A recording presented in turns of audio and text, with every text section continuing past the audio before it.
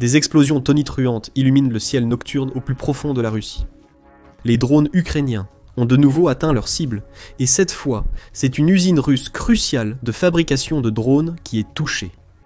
Le 23 avril, l'état-major ukrainien a rapporté qu'un drone avait frappé une usine dans la zone économique spéciale d'Alabouga au Tatarstan, en Russie, la nuit précédente. La frappe a été effectuée par les forces de système sans pilote de l'Ukraine, en coordination avec d'autres branches militaires. Alabouga est à environ 1000 km de la frontière de l'Ukraine avec la Russie, démontrant une fois de plus la capacité de l'Ukraine à échapper aux défenses aériennes russes, pour frapper profondément à l'intérieur du territoire russe, loin des lignes de front. Comme d'habitude, la Russie a minimisé l'impact de la frappe.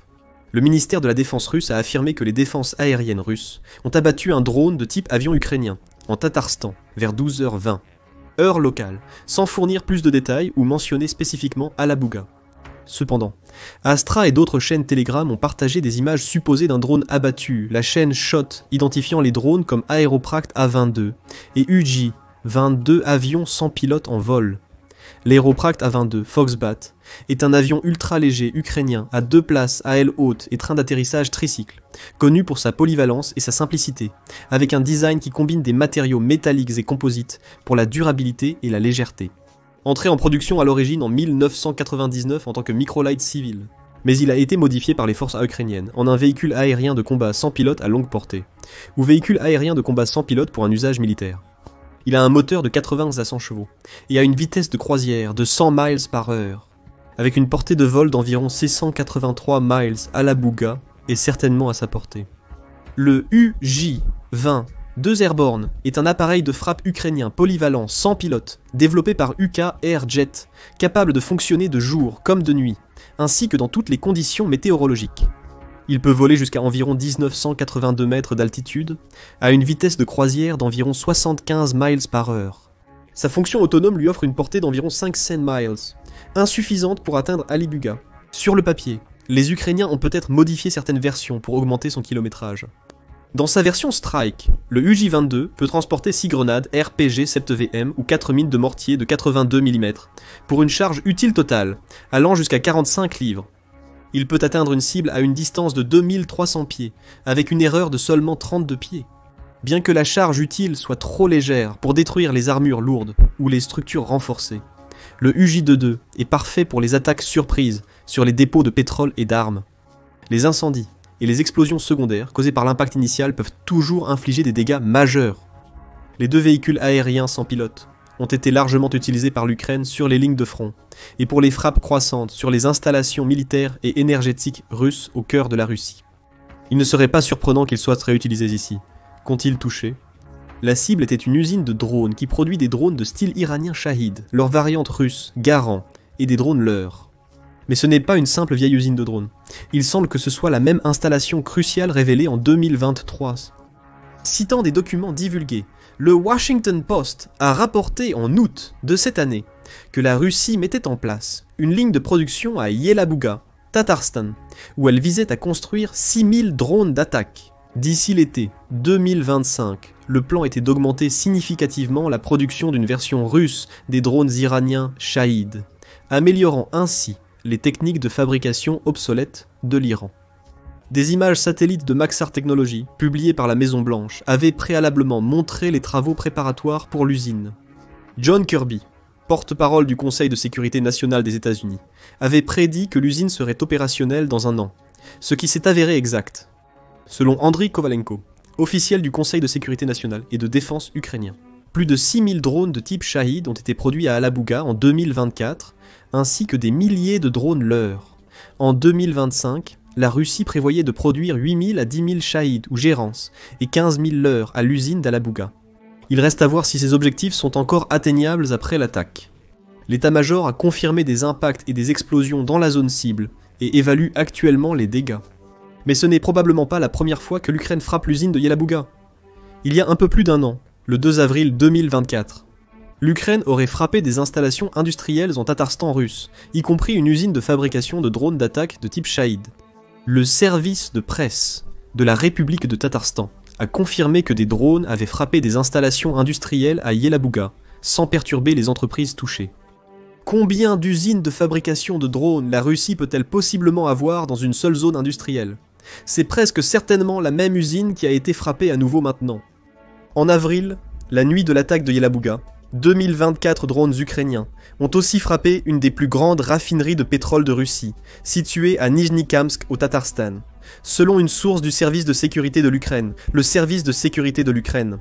La frappe a touché l'installation principale de traitement du pétrole de la raffinerie, d'une capacité de production annuelle de près de 8 millions de tonnes. Cela représente 2,6% de la capacité annuelle de traitement du pétrole de la Russie, selon la source. C'était le dernier d'une série de frappes ukrainiennes sur les installations pétrolières russes, que Bloomberg a estimé avoir déjà perturbé entre 12 et 14% de la capacité totale de raffinage de la Russie. Cela doit faire mal, surtout pour une nation si fortement dépendante des revenus pétroliers. Quelques jours plus tôt, l'Ukraine avait frappé une autre cible liée aux drones en plus de l'usine d'Alabuga, cette fois à Koursk. L'Ukraine conserve obstinément un petit territoire russe dans l'oblast de Koursk, ayant finalement été forcée de quitter son dernier grand bastion à Soudza en mars après une occupation de 8 mois. En avril, Sergei Shoigu, secrétaire du Conseil de sécurité de la Fédération de Russie, a déclaré que tout le territoire de la région de Koursk sera bientôt libéré. Cela semble probable vu que l'Ukraine se concentre sur des sections plus urgentes du front. L'Ukraine a prouvé que ses drones peuvent toujours frapper le territoire russe, même lorsque ses troupes et son artillerie ne le peuvent pas. Le 21 avril, l'état-major a rapporté que l'armée de l'air ukrainienne avait frappé un site de lancement de drones russes, près du village de Tekino 2 jours plus tôt. Selon le communiqué, l'attaque a tué jusqu'à 20 opérateurs de drones.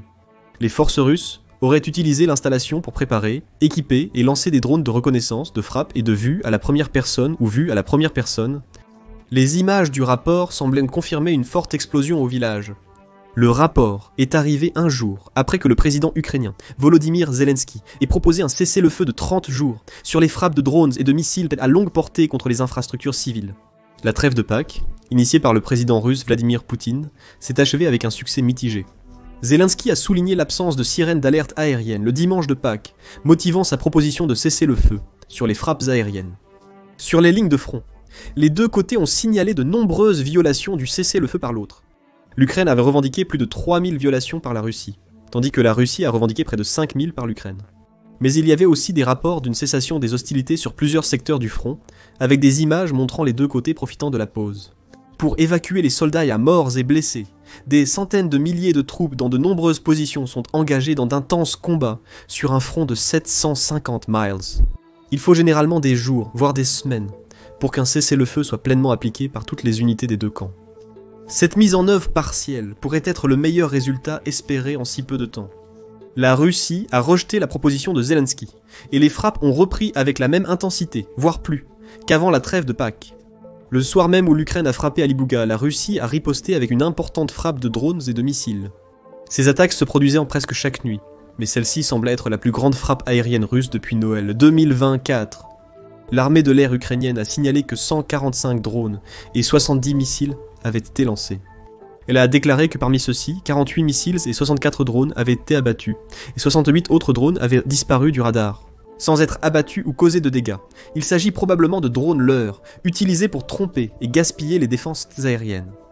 Missiles balistiques Iskander-M, ou les analogues nord-coréens, KN-23, KH-1, 01, et les missiles de croisière calibre KH-59 ou KH-69. Les missiles lancés par avions Shahid ou Geran et d'autres drones ont été utilisés dans l'attaque. Les missiles et drones non abattus ont principalement frappé Kiev et Kharkiv. Selon Ihor Klimenko, ministre de l'Intérieur ukrainien, les oblasts de Kharkiv, Jitomir, Dnipropetrovsk, Khmelnytsky, Poltava, Sumy et Zaporizhia ont aussi été frappés. Curieusement, le rapport de l'armée de l'air ne cite pas les Iskander parmi les missiles interceptés. Des images des explosions à Kiev suggèrent la charge utile additionnelle des missiles Iskander. Les autres missiles de l'attaque ont une charge utile d'environ 454 kg, alors que l'Iskander peut transporter jusqu'à 680 kg, soit 50% de plus. Certaines explosions paraissaient malveillantes. Le ministère russe de la Défense a annoncé que les forces russes ont attaqué les industries aéronautiques, de missiles, aérospatiales et de véhicules blindés de l'Ukraine. Il a déclaré que tous les objectifs de la frappe avaient été atteints avec succès. Mais sur le terrain, la réalité c'était quelque peu différente. À Kharkiv, le maire Ihor Terokov a rapporté que des drones et des missiles avaient frappé la ville 24 fois pendant la nuit. Les attaques ont blessé une personne et endommagé des immeubles résidentiels, une clinique, une école, un hôtel et des entreprises industrielles. Dans l'oblast de Kharkiv, 4 personnes ont été blessées lors d'attaques de drones russes à Kupiansk et Chourkiv, selon le gouverneur Olezian Ebov. Un premier intervenant blessé lors d'une double attaque russe dans l'oblast de Zhytomyr. Dans les oblasts de Sumy et de Khmelnytsky, une attaque russe a blessé 2 personnes, dont un enfant, dans la communauté de Nedra Haïlif, selon le gouverneur Serhiy Tiourin. Un point de distribution de gaz, 2 bâtiments résidentiels et un immeuble d'appartements ont également été endommagés lors de l'attaque. Mais la cible principale des attaques était clairement la capitale. Une série d'explosions a secoué Kiev vers 1h du matin, heure locale, suivie d'explosions supplémentaires vers 4h du matin. Le service d'urgence ukrainien a annoncé que lors des récentes attaques, 12 personnes ont perdu la vie et 90 civils, dont 6 enfants, ont été blessés. Selon Timur Tkachenko, chef de l'administration militaire de Kiev, des incendies ont été signalés dans des immeubles résidentiels, des voitures et des bâtiments commerciaux, suite à des frappes. 31 blessés sont toujours à l'hôpital, selon le maire de Kiev, Vitali Klitschko. Une opération de sauvetage est en cours pour secourir les personnes piégées sous les décombres. Il s'est avéré que les décès étaient dus à un missile ayant touché un immeuble résidentiel. Selon Zelensky, le missile n'était pas russe, mais fabriqué en Corée du Nord. Selon les premières informations, les Russes auraient utilisé un missile balistique nord-coréen. Zelensky a annoncé sur X que nos services spéciaux vérifient tous les détails sans donner plus d'informations. Selon les enquêtes ukrainiennes, sur les débris de missiles des frappes russes effectuées au début de 2024, il est clair que la Russie a certainement attaqué l'Ukraine avec des Kim-Skanders balistiques nord-coréens dans le passé. Ces missiles sont analogues aux modèles russes Iskander KN-23 et KN-24 et sont capables de transporter une ogive d'une tonne plus puissante que son équivalent russe. Mais ils se sont avérés défectueux. Donc les Russes ont arrêté de les utiliser vers le milieu de 2024 en mai. Andriy Kostin, chef du bureau du procureur général d'Ukraine, a rapporté que presque la moitié des missiles nord-coréens que la Russie a lancés sur l'Ukraine pendant l'hiver de 2024 n'ont pas atteint leur cible parce qu'ils ont explosé en plein air. Il est donc plus probable que le missile qui a frappé le bâtiment était un Iskander. La Russie possède environ 200 missiles Iskander et peut en produire 40 de plus chaque mois. Mais avec un coût minimum de 1,6 à 2 millions chacun, il est rare qu'ils gaspillent des Iskander sur une cible de faible valeur, comme un immeuble d'habitation. Il est tout à fait possible que Poutine envoyait à Zelensky un message de sang-froid. Les efforts de paix des États-Unis ont semblé chanceler plus tôt dans la journée. Zelensky a catégoriquement rejeté la proposition des États-Unis, suggérant que l'Ukraine devrait reconnaître la Crimée comme russe. Le Kremlin a réitéré ses appels à un cessez-le-feu. Cela inclut que l'Ukraine reconnaisse la Crimée et les 4 oblasts occupés par la Russie comme territoire russe, et retire toutes ses forces des zones de ces oblasts sous son contrôle.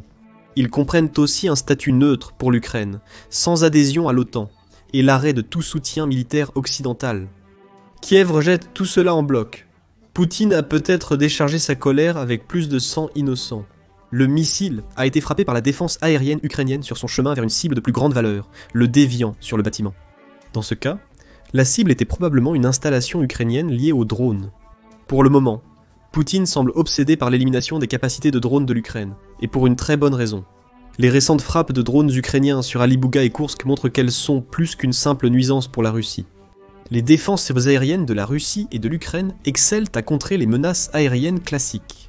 La rareté des combattants s'aventurant dans la portée des défenses aériennes ennemies nous l'indique. Même les radars russes les plus avancés peinent à détecter les menaces volant à basse altitude, comme les drones d'attaque ukrainiens. Si vous ne pouvez pas détecter un drone, vous ne pouvez pas l'abattre. C'est pourquoi les frappes de drones ukrainiens continuent de s'accumuler avec succès. Un autre est la taille pure de la Russie, comme le met le général de brigade HUR Yuri Shiol. Ils ont un grand plus, ils ont beaucoup de défense, mais ils ont aussi un grand moins, un territoire énorme. Il n'y a pas de quantité d'équipement qui peut protéger toute la Russie. Un autre facteur du succès croissant des frappes de drones ukrainiennes en Russie est l'aide interne au pays. Shiol affirme que les drones de frappe profonde s'améliorent, surtout grâce à Intel. HUR constate une augmentation du nombre de Russes disposés à aider l'Ukraine, allant jusqu'à installer des points de navigation de plus en plus loin en Russie. Vu l'efficacité de nos drones, ils ont bien plus à craindre des traîtres, car il y a beaucoup plus de personnes qui installent les systèmes spéciaux qui guident nos drones, note-t-il. Mais le facteur principal reste l'amélioration de la qualité et de la portée des drones. En mars, l'Ukraine a annoncé sa dernière avancée dans la course aux drones contre la Russie. Un drone avec une portée de plus de 1850 miles. Notre drone avec une portée de 3000 km a passé les tests, a déclaré Zelensky lors de son discours du soir le 17 mars. Malgré le manque de détails sur le nouveau drone, il serait une version à plus longue portée du drone missile Paleonitsia, annoncé par Zelensky en août, en 2024. Malgré la classification de la plupart des caractéristiques du Paleonitsia, il est connu qu'il est propulsé par un moteur à réaction et lancé depuis une plateforme terrestre, plutôt que depuis un avion ou un navire. On estime qu'il transporte une ogive de fragmentation d'environ 20 kg, avec une portée de 480 à 720 km. Selon une vidéo ukrainienne, le drone Paleonitsia pourrait frapper 20 aérodromes en territoire russe. L'une d'entre elles est la base aérienne de Savoslaïka, à environ 665 km de la frontière ukrainienne, qui a été l'une des 4 cibles lors d'une grande attaque aérienne contre la Russie, le 14 août 2024. Mais avec environ 5 fois la portée de la Paleonitsia, ce drone apporte de nombreuses nouvelles cibles alléchant de sa portée. Comme pour les Russes, l'Ukraine continuera probablement de cibler principalement les installations russes de production, de stockage et de lancement de drones. Le 4 avril, des drones ukrainiens ont frappé Saransk en République moldave de Russie, à environ 465 miles de la frontière ukrainienne. Le bâtiment touché a été identifié comme une usine de la société Fiber Optic Systems. Le média d'investigation russe Insider a identifié Fiber Optic Systems comme le principal producteur de fibres optiques en Russie. Dans la course à la suprématie des drones entre la Russie et l'Ukraine, les drones à fibre optique sont un domaine où la Russie a une avance significative.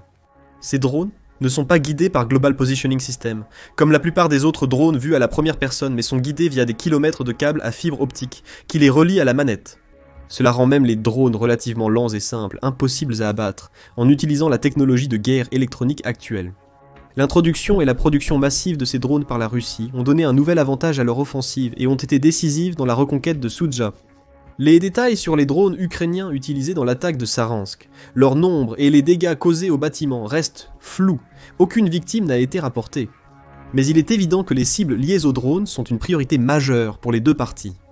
Et l'Ukraine développe également des moyens pour contrecarrer la guerre électronique de plus en plus sophistiquée, ou guerre électronique, que la guerre a montré être le moyen le plus efficace de combattre les drones.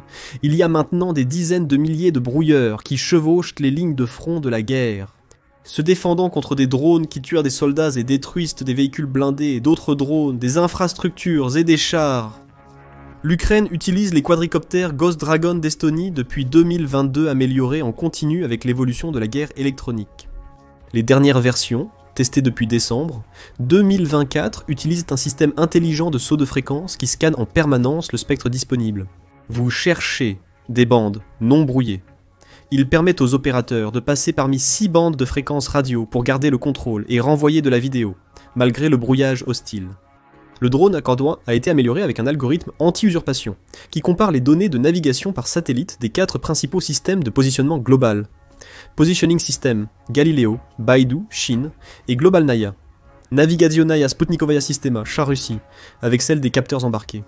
Cela protège contre les attaques d'usurpation sophistiquées. Ces tentatives cherchent à leurrer les drones, les poussant à s'auto-détruire en leur faisant croire qu'ils volent bien plus haut qu'en réalité. Comme les drones russes combattant sa fibre optique, le Ghost Dragon peut naviguer de manière autonome, sans accès au système de navigation par satellites mondiaux.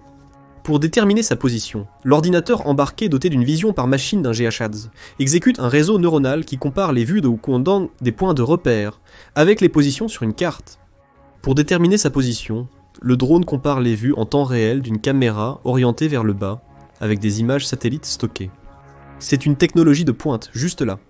Mais si la technologie des drones continue d'évoluer à son rythme effréné actuel, même cette ingénieuse innovation sera obsolète dans quelques années, mais pas les drones. C'est particulièrement vrai pour une nation comme l'Ukraine, qui combat une puissance bien plus grande et plus riche. Comme le dit Serhii Skorik, directeur commercial chez Covertus, une entreprise de guerre électronique basée à Kiev. Un missile vaut peut-être $1 million et peut tuer peut-être 12 ou 20 personnes. Mais pour $1 million, vous pouvez acheter 10 000 drones, mettre 4 grenades sur chacun, et ils tueront 1000 ou même 2000 personnes, ou détruiront 200 chars. Ils peuvent détruire des usines de drones à 600 miles. Mais selon vous, quel camp domine la course aux drones et pourquoi? Et si vous pensez que la Russie a l'avantage, que devrait faire l'Ukraine pour reprendre l'initiative? Partagez vos pensées en commentaire et merci d'avoir regardé.